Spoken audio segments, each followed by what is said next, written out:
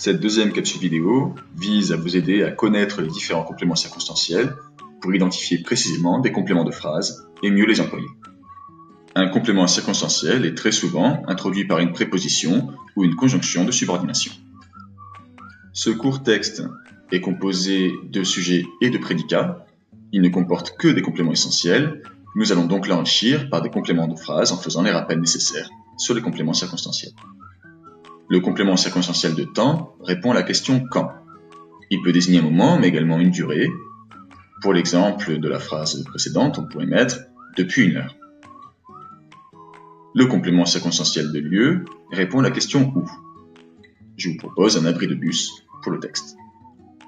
Le complément circonstanciel de manière répond à la question « comment ».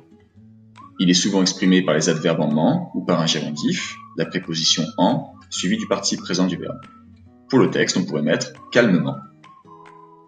Le complément circonstanciel de moyen répond également à la question « comment » ou alors « avec quoi ».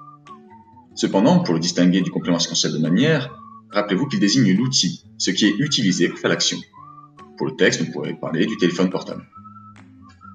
Le complément circonstanciel de but, lui, répond à la question « dans quel but ?» Il est très souvent introduit par la préposition « pour ». Pour le texte, on pourrait dire que l'élève prend le bus pour aller au collège.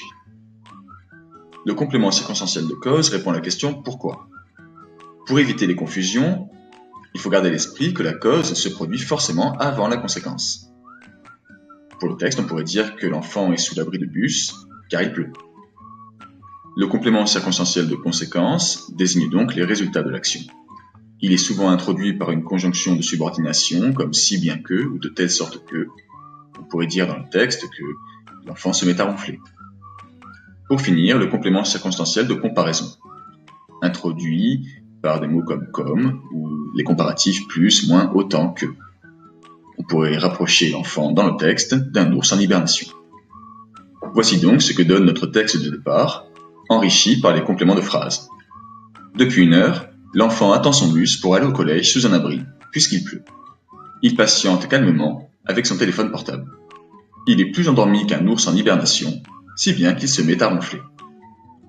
On voit bien que les compléments de phrase permettent vraiment d'ajouter du sens, de la précision et du détail, et sont un outil grammatical incontournable pour créer un texte riche et précis.